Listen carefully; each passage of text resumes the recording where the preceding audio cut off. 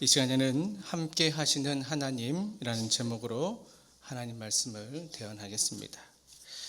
여러분, 우리는 요즘 사람들은 좀 길을 잃는 것을 별로 좋아하지 않는 것 같습니다. 옛날에는 모르는 길이 있으면은 물어가고 또 돌아가더라도 또 그 길을 찾아갔었는데, 요즘에는 이 내비게이션이라는 것이 우리가 가야 할 목적지 또 갈 곳을 아주 정확하게 또 빠르게 안내해 주고 있기 때문입니다. 자, 이렇게 우리가 가야 하는 길은 이렇게 우리가 빨리 정확하게 우리가 찾아가는데, 우리 인생의 길에서 있어서는 우리가 자꾸 길을 잃고 살아가는 게 아닌가 그런 생각이 듭니다. 차는 목적지를 잘 찾아가는데 우리 사람의 마음은 자꾸 길을 헤매고 있다라는 거예요. 젊을 때는 이럴 줄 알았답니다. 좋은 대학 가면은 우리의 형편이 또 좋아질 줄 알았고, 또 이제 대학 나오고 좋은 직장 가면은 우리가 잘 안정될 줄 알았고, 또 그렇게 살다가 또 돈이 좀 모으면은 평안할 줄 알았는데, 근데 막상 가보니까 그런 인생의 길을 가다 보니까 가는 곳마다 광야가 있고, 또 가는 곳마다 또 힘든 일이 있고, 또 가는 곳마다 분명 이제 어려움이 있다라는 걸 찾게 되는 것입니다. 그래서 어느 철학자는 이렇게 이야기했어요. 인생은 목적지에 도착하는 문제가 아니라 길에서 누구를 만나느냐라는 거죠. 참 맞는 말이에요. 우리가 자꾸 어디로 가느냐에 집중하는 게 아니라 하나님께서는 누구와 함께 가느냐라는 것이 중요하다라는 걸 우리에게 보여주고 있는 것입니다. 자, 오늘 본문에서 보면은 그 야곱의 이야기를 오늘 본문에서 찾아볼 수 있습니다. 야곱의 삶을 우리가 걸어가는 길로 비교한다면 참 이게 많은 어려움의 길, 꼬불꼬불한 길, 또 산길, 또 힘든 길, 그 많은 우여곡절을 많이 겪은 그 야곱이라고 할 수 있습니다. 그래서 훗날 야곱은 자신의 삶을 이렇게 바로왕 앞에서 이렇게 고백해요. 창세기 47장, 내 나그네 길의 세월이 130년이니이다. 내 나이가 얼마 못 되니 우리 조상의 나그네 길의 연조에 미치지 못하나 험악한 세월을 보내었나이다. 그렇죠. 그 자기 나이는 지금 130세이지만 그 시간 동안 자기는 험악한 세월을 보냈다 이렇게 표현합니다. 여러분, 우리 삶도 마찬가지인 것 같아요. 우리도 지금까지 살아왔던 일들을 한번 되돌아보면은 참 많은 경험들을 우리가 했잖아요. 많은 경험들을 했고, 어떤 분들은 속으로 이렇게 생각하시는 분도 있었어요. 야, 내 이야기를 책으로 내면은 10권도 더 내겠다. 아니면 내 이야기를 써낸다면은 정말 영화 한 편도 만들 수 있을 거고, 장편 소설도 만들어낼 수 있을 거다. 이렇게 생각하시는 분들도 있을 거예요. 이처럼 우리의 인생도 참으로 험악한 세월을 보냈고 또 지금도 보내고 있다는 사실인 거죠. 자, 이렇게 야곱은 자기의 삶을 이렇게 이야기하는데, 참 야곱이 어떤 사람입니까? 자기 의지가 강한 사람이에요. 자기 의지, 자기 뜻. 그리고 야곱은 자기 고집이 강한 사람이었습니다. 그러니까 자기 생각대로, 자기 의지대로, 자기 뜻대로 살고자 원했습니다. 그런데 야곱이 그렇게 살고자 마음 먹었지만 그렇게 생각대로 이루어지지는 않았다라는 거예요. 그러니까 야곱이 참 자아가 강했기 때문에 자기의 뜻을 이루고자 하는 그 노력은 참 대단합니다. 그렇지만 그것을 다 이루지는 못했어요. 여러분, 자아가 강한 사람의 특징이 뭡니까? 물론 이제 자기의 생각 뜻대로 이루고 또 쉽게 포기하지 않고 또 그 목표를 이루도록 정말 최선의 노력을 다 합니다. 자, 그런데 그 목표들을 이루기 위해서 감당해야 하는 것이 분명 있다는 것이에요. 만약 이렇게 표현을 할 수 있어요. 이렇게 자기의 의지 또 그 뜻을 이루기 위해서는 긴 시간을 보고 우리는 달려가야 됩니다. 여러분, 우리 인생의 삶은 10년, 20년이 아니잖아요. 우리 인생의 삶은 80년, 90년, 또 지금 이제 100세의 시대를 우리 살아가고 있어요. 그러니까 긴 시간을 바라보며 우리가 살아가야 되는데, 인생의 이 긴 시간을 마치 그 단거리 경주하듯이 마치 오래 살고 10년 이내에 모든 것이 끝날 것처럼 그렇게 해서는 안 된다라는 거예요. 우리 이제 달리기 선수도 마찬가지예요. 단거리 선수와 그 긴 거리, 장거리를 달리는 선수는 그 달리는 어떤 그 폼이 달라요. 단거리 선수는 그 짧은 거리에 1등을 하기 위해서 그 순간 모든 것을 이제 내놓지만, 장거리, 뭐 이제 긴 거리, 뭐 1000m 이상 이런 이제 장거리 선수는 처음부터 그렇게 빨리 달리지 않습니다. 왜냐하면은 앞으로 달려가야 할 시간이 또 거리가 많기 때문에 그 처음부터 빨리 가지 않고 천천히 그 패턴에 맞게 달려가는 거예요. 그래서 우리의 성공과 실패가 지금 당장 결정하는 게 아니에요. 지금 당장 결정하는 것이 아니라 우리의 수많은 경험들, 우리의 삶을 통해서 우리는 단거리 인생이 아니라 정말 이 장거리, 정말 긴 시간을 바라보고 우리에 맡겨진 것을 또 차근차근히 우리는 해내 나가야 된다라는 사실인 거예요. 근데 야곱은 마치 지금 당장 모든 것을 해야 하는 것처럼 이 단거리 선수처럼 그가 달려가고 있다라는 거예요. 그러니까 그 야곱이 성격이 급했던 거죠. 성격이 급하고 또 급하게 판단을 하게 된 것이죠. 사실 야곱은 그 어머니 뱃속에서부터 그는 하나님의 섭리대로 인정받은 사람이에요. 그러니까 야곱의 삶은 이미 하나님께서 그가 어머니 뱃속에 있을 때부터 그의 삶을 책임지셨다라는 거죠. 그래서 하나님 없이 사는 사람은 뭡니까? 자신의 힘대로 노력대로 살려고 하는 거예요. 그냥 자신의 머리, 자신의 경험, 또 자신의 지식, 때로는 그 속임수를 펼쳐서라도 자신의 힘대로 살아가고 합니다. 그러나 신앙에는 그렇지 않습니다. 하나님께 맡기는 삶이에요. 그래서 여러분, 신앙이라는 것은 하나님을 믿으면서 자신의 힘으로 살려는 게 아니라 하나님께 맡기는 거예요. 그래서 신앙인은 때로는 단순해야 됩니다. 내 생각이 아니라 단순히 하나님께 맡김으로 살아가는 거예요. 야곱은 참 여러 가지 많은 것을 가지려고 했고 또 이루려고 했습니다. 그 중에 가장 먼저 그는 장자의 명분을 가지려고 했습니다. 그 장자의 명분을 가지기 위해서 아버지를 속이고 또 형에게 이제 분노를 하도록 이제 아버지를 속였던 이런 것이 생각되죠. 그래서 그는 그 장자의 명분 그 한 가지만을 생각하기 때문에 다른 것을 생각하지 않았어요. 그러니까 결국 그 아버지 이삭은 야곱에게 속은 것으로 인해서 정말 이제 절망하게 되고 또 형 에서는 그 야곱 때문에 분노하지 않습니까? 결국 야곱은 그 형을 피해 도망을 하게 되는 거예요. 결국 그의 욕심, 어떤 그가 가지려고 했던 것 때문에 그는 지금 광야로 나가 있고 그의 삶을 이제 한마디로 꼬이기 시작했다라는 거예요. 물론 야곱이 복을 받기 위한 것은 바람직한 것입니다. 이 장자의 축복이라는 것을 받기 위해서 그가 애썼던 것은 장자의 축복, 그러니까 복을 받기 위한 것은 바람직한 것이지만 그 복에 집중한 나머지 수단과 방법을 가리지 않았던 것은 옳지 않았던 것이죠. 그러니까 야곱은 형과 경쟁하여 형을 이기고 싶어 했고 또 성공하고 싶어 했고 늘 최고가 되고 싶어 했던 그 모습이지 않습니까? 자, 그렇지만 하나님께서는 이미 야곱에게 복을 주시기로 계획을 하셨던 거예요. 이미 태중에서 그 작은 자가 섬기게 되리라 라고 말씀을 하셨던 거예요.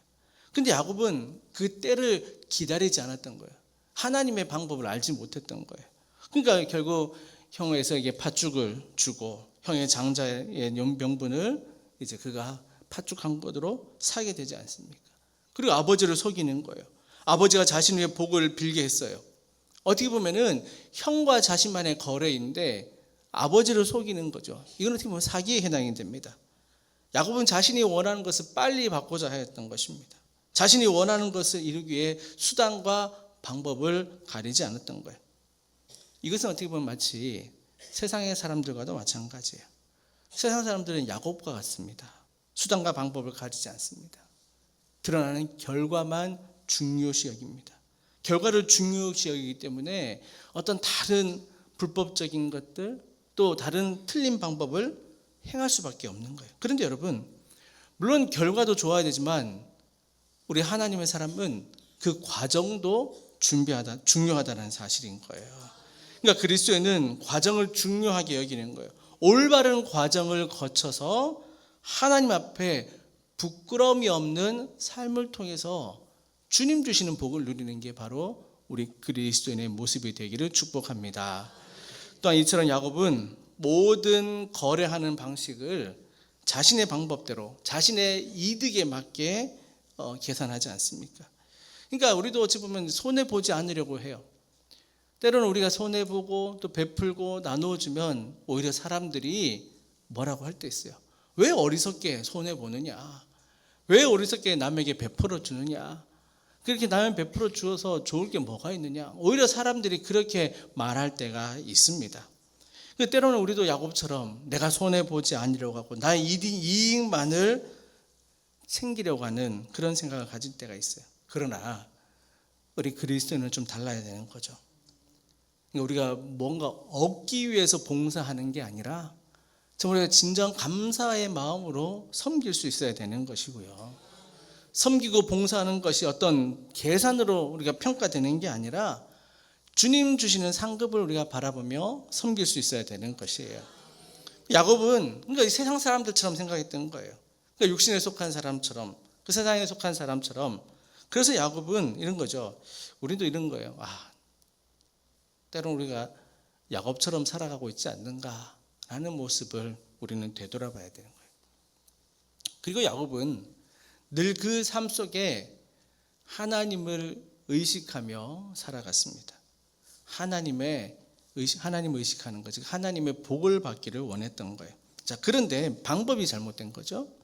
하나님의 방법이 아니라 자기의 방법, 즉 세상적인 방법을 취했다라는 사실인 거예요. 야곱은 하나님의 일을 세상의 방법으로 생각을 한 거예요. 그러니까 이거 굉장히 위험한 것이잖아요. 오늘날도 마찬가지입니다.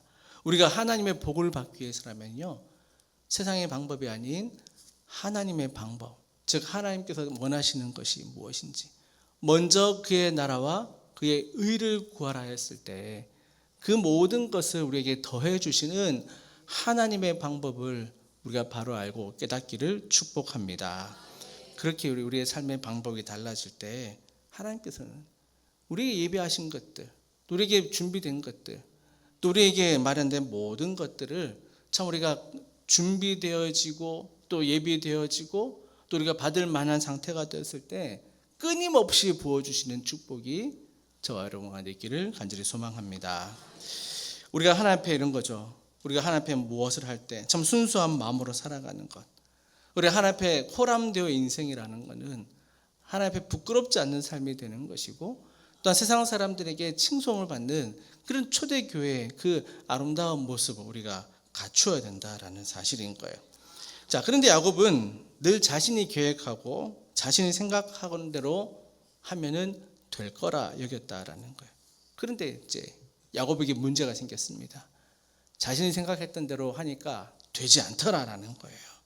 자, 그래서 우리가 계획한 대로 되지 않을 때도 우리도 느낄 때가 있어요. 여러분, 중요한 게 뭔지 아십니까? 우리가 계획한 대로 가끔은 되지 않을 때가 있는데 오히려 그때 우리는 감사해야 돼요. 왜 내 뜻대로 되지 않습니까? 라고 여겨질 때 우리는 그때 깨달아야 되는 거예요. 만약 그것이 우리의 생각대로 우리의 계획대로 되었다, 우리의 마음 먹은 대로 되었다라면 과연 어떻게 됐을까? 아마 더 큰 일이 나지 않았을까 보는 거죠.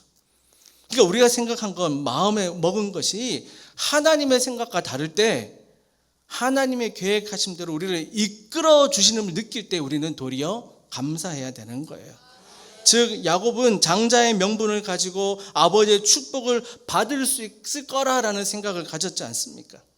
결국 아버지와 형을 속인 거예요. 이로 인해서 어떤 결과가 일어납니까? 광야로 나가는 거잖아요.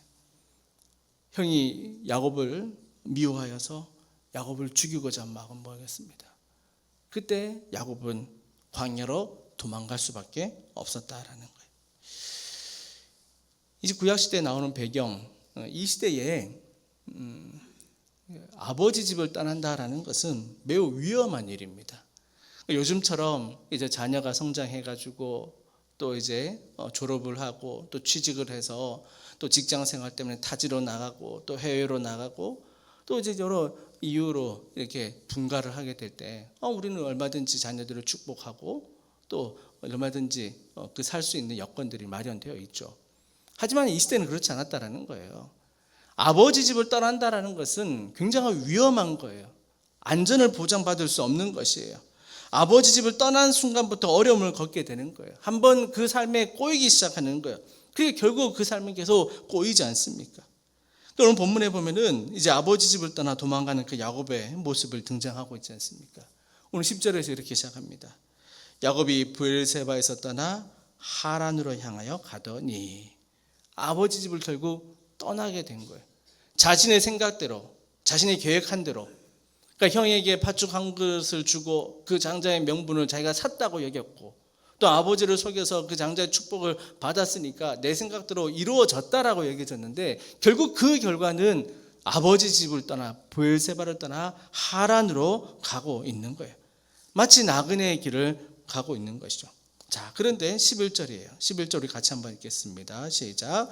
한 곳에 이르러는 해가 진지라 거기서 유숙하려고 누워 자더니. 아멘. 자, 여기서 중요한 일이 생깁니다.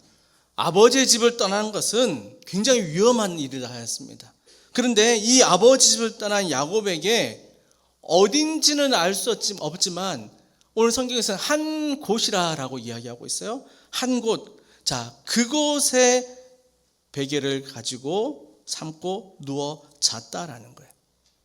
먼 길을 갔겠죠. 먼 길을 가는데 그 광야에서 홀로 이제 돌베개를 가지고 이름도 없는 곳, 이게 이정표도 없고 이게 어디인지 그 동네의 마을인지 아니면 길가인지 알 수 없는 그 한 곳이라는 거예요.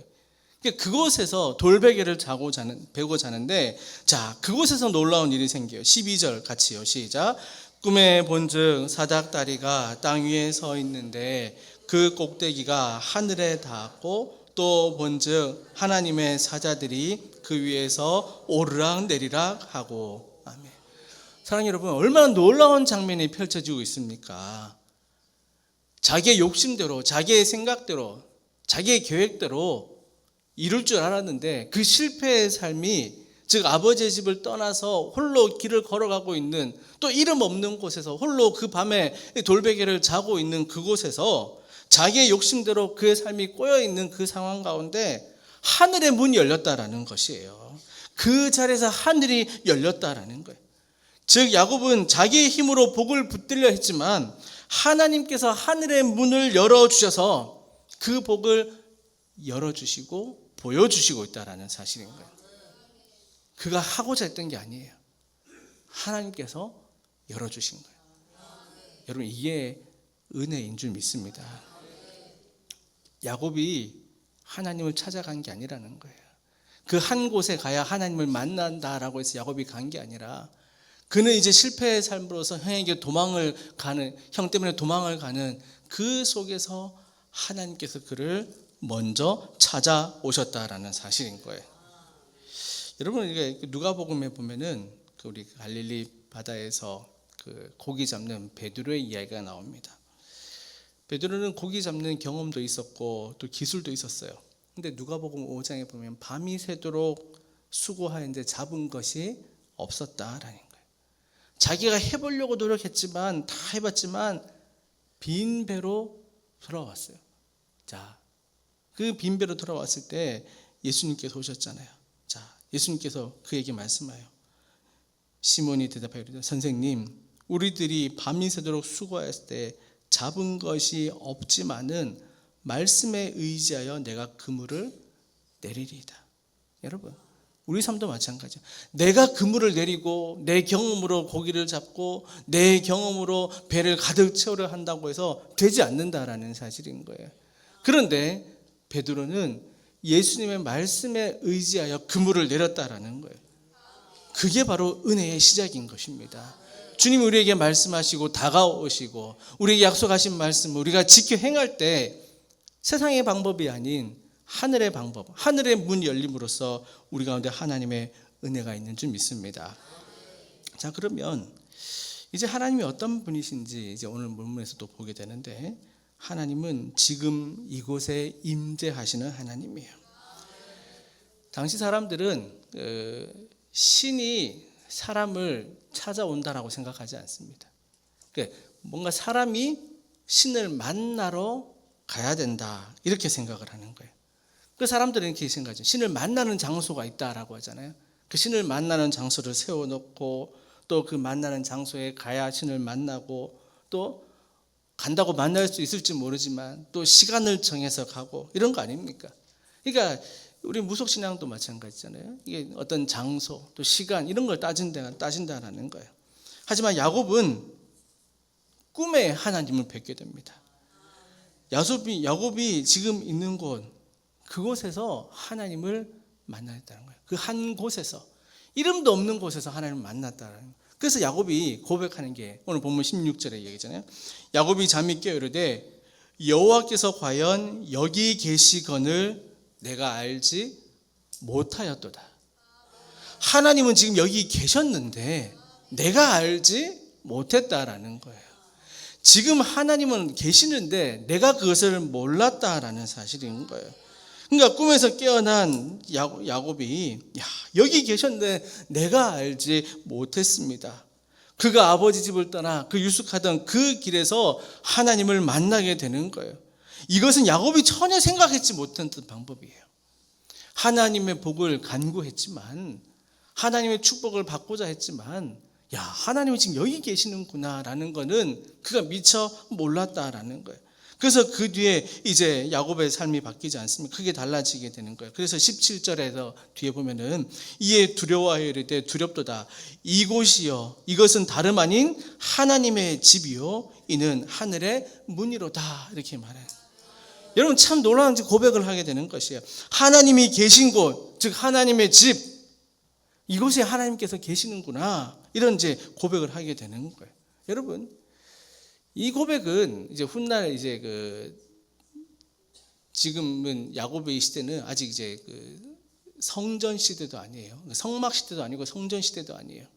근데 이 하나님의 집이라고 하는 개념은 신약 시대에 왔을 때 이제 그 생각이 정립이 되는 건데, 이 야곱은 벌써 이제 그 개념을 이제 깨닫게 되는 거예요. 그러니까 하나님은 특정한 장소에 가야만 만날 수 있는 그런 분이 아니잖아요. 하나님은 어디나 계시는 분 아니겠어요? 하나님을 마음에 모신 우리의 몸이 곧 성전이다 했습니다. 어디나 계시는 거예요. 모세가 하나님께 부름 받을 때, 그가 이제 살인을 저지르고 광야에 있을 때 호렙산 광야에서 양떼를 치던 중에 하나님을 만나게 됩니다. 그때 만나는 장소가 어디였어요? 떨기나무에서 만났어요. 출애굽기 3장에 이야기합니다. 하나님이 이르시되 이리로 가까이 오지 말라. 내가 선 곳은 거룩한 땅이니 내 발에서 신을 벗으라. 또 이르시되 나는 내 조상의 하나님이니 아브라함의 하나님, 이삭의 하나님, 야곱의 하나님이라. 자, 모세가 하나님을 만나는 곳이에요. 자, 근데 이곳은 그냥 지극히 평범한 곳입니다. 특별한 장소가 아니었다라는 거예요. 그 떨기 광야, 그 광야의 그 떨기 가운데 하나님의 임재를 보았다라는 거예요. 여러분, 이 광야의 그 떨기 나무라는 거는 어디에 가서 유명한 나무가 있고, 저기에 우리가 성경에서 알던 그 떨기 나무가 있는 곳이야, 여러분, 그런 게 아니라 그 떨기 나무는 것은 마치 우리 지천에 널려 있는 그 풀과 같은 거예요. 우리나라는 옥토가 땅이 좋기 때문에, 옥토이기 때문에 봄만 되면 우리가 씨를 뿌리지 않아도 풀이 자라고 또 뭐든지 다 잘 자라지 않습니까? 근데 광야는 그게 아니라는 거야. 그냥 메마른 땅이에요. 그런데 거기에 자라난 나무가 있는데 가시나무, 떨기나무가 있어요. 그냥 굴러다니는 나무예요. 그러니까 굴러다니는데 왜 굴러다니냐? 이게 오랫동안 뿌리를 내리지 못하는 거예요. 쉽게 뿌리가 뽑히니까 이리저리 바람에 날려다니는 거예요. 그런데 그 평범한 그 떨기나무 가운데 하나님께서 모세를 부르셨어요. 그리고 그 모세를 광야에서 불러내서 또 애굽 땅에서 이스라엘 백성들을 출애굽시키는 그 일을 맡기지 않습니까? 그러니까 여러분, 하나님의 임재라는 것은 특별한 것이 아니라 지금 우리 가운데, 우리의 삶 가운데, 때로는 내가 고난 가운데 눈물로 기도하고 있고, 내가 감사하는 가운데 주님을 찬양하고 있고, 내가 은혜 가운데 주의 말씀을 묵상할 때 하나님께서 늘 우리 가운데 함께하는 줄 믿습니다. 그래서 하나님 우리는 뭐라고 이야기합니까? 무소부재하다라고 이야기하지 않습니까? 신앙적으로는 하나님의 편재성이라고 이야기했어요. 두루 계신다라는 거예요. 하나님은 어떠한 장소에 갇혀 계시는 분이 아니라 하늘과 땅 어디에 동시에 충만하게 임하시는 분이다. 우리가 피할 수 없는 곳에 피할 수 없다, 이렇게 얘기하죠. 사랑하는 여러분, 우리가 때로는 정말 우리가 열심히 찬양한다고 하나님께서 오시는 게 아니라 하나님은 늘 우리 가운데 계시기 때문에 우리는 찬양하는 거예요. 우리가 섬긴다고 주님이 더 임하는 게 아니라 우리가 함께 하시기 때문에 우리는 섬기는 거예요. 그럼 우리가 찬양하고 섬길 때 우리가 누릴 수 있는 건 뭡니까? 하나님이 계시면 우리가 깨닫게 되는 거예요. 그게 바로 영안이 열리는 것 아니겠습니까? 그러니까 야곱은 여호와께서 과연 여기 계시거늘 바로 그의 영안이 되었던 것입니다. 여기 계신다는 하나님의 경험을 하게 되는 거예요. 시편 139편 7절과 8절에 보면요, 내가 주의 영을 떠나 어디로 가며 주의 앞에서 어디로 피하리까? 내가 하늘에 올라갈지라도 거기 계시며 수월에 내 자리를 펼지라도 거기 계시니이다. 여러분, 하나님 어디에도 계신다고 했어요. 하늘에도 계시고 수월에도 계신다라는 거예요. 어디나 계시는 거예요. 우리는 하나님께서 피할 수 없는 존재라는 것을 우리가 깨닫기 소망합니다. 사랑하는 여러분, 하나님의 임재를 경험하는 거예요. 하나님의 은혜를 경험하는 거예요. 지금 야곱이 그렇지 않습니까? 이미 야곱은 하나님께서 그를 태중에서부터 약속을 하셨고 늘 도우셨다라는 거예요. 근데 지금 그는 이제 하나님이 나와 함께 하시는가, 어디나 계시는구나라는 걸 깨닫는 영의 눈이 밝아진 것입니다. 사랑하는 여러분, 우리도 이와 같이 말씀 가운데 또 주의 임재를 경험하는 귀한 축복을 누리기를 소망합니다. 자, 이렇게 하나님이 함께 하시는 하나님을 의식하는 자는 이제 복을 누리게 되는 거예요. 자, 훗날 이제 오늘 본문에서는 안 나오지만 이제 20절, 22절까지의 말씀에 보면 뒤에 나올 때 이렇게 이야기하고죠. 야곱이 서원하여 이르되 하나님이 나와 함께 계셔서 내가 가는 이 길에서 나를 지키시고 먹을 떡과 입을 옷을 주시어 내가 평안히 아버지 집으로 돌아가게 하시오면 여호와께서 나의 하나님이 될 것이요 내가 기둥으로 세운 이 돌이 하나님의 집이 될 것이요 하나님께서 내게 주신 모든 것에서 10분의 1을 내가 반드시 하나님께 드리겠나이다. 그 모습이 달라졌어요. 여러분, 아까 처음에 야곱의 이야기를 할 때 어떤 거 있었습니까? 그의 인생의 삶이라는 것은 참 꼬불꼬불한 길을 걸어가는 사람, 저 험난한 산을 넘어가는 사람, 그의 인생의 모습을 길로 표현하면은 참으로 이게 어려운 길을 걸어가는 사람이 아니었지 않습니까? 그러나 이제 하나님을 만났습니다. 이제 이전과 같지 않다라는 거예요. 하나님을 만나고 그의 방향이 변화되기 시작하는 거예요. 전에는 야곱이 복을 붙들려고만 살아갔지만 이제는 복 주시는 하나님을 바라보며 살아가게 했다는 거예요. 전에는 자기의 계산대로, 자기의 생각대로, 이 팥죽 한 그릇을 가지고 형이 지금 사냥하고 돌아왔을 때 배고플 테니까 저 배고픈 허기진 형에게 내가 이 팥죽 한 그릇을 내밀고 나는 그 장자권을 사야겠지, 이런 생각을 가지고 살았다는 거예요. 자기 힘으로 인생을 살아가려고 했던 거예요. 그렇지만 이제 하나님의 임재하심을, 하나님의 함께하심을 경험했을 때는 세상의 것을 붙들지 않습니다. 오히려 영의 눈을 떠 하나님을 바라보며 살아가기 시작했다라는 것이 사실이에요. 열왕기하 6장에 보면은 그 아람의 군사와 말과 병거가 이스라엘을 에워싸는 모습이 있습니다. 자, 그때 엘리사의 사환들이 두려워했어요. 그래서 열왕기하 6장 16절, 17절 보면요. 대답하되 두려워하지 말라. 우리와 함께한 자가 그들과 함께한 자보다 많으니라 하고 기도하여 이르되 여호와여 원하건대 그의 눈을 열어서 보게 하옵소서 하니 여호와께서 그 청년의 눈을 여심해 그가 보니 불말과 불병거가 산에 가득하여 엘리사를 둘렀더라. 아람의 군사들이 병거와 그 말을 가지고 이스라엘에 에워쌌을 때 엘리사 사원들은 그것을 바라보며 두려워했습니다.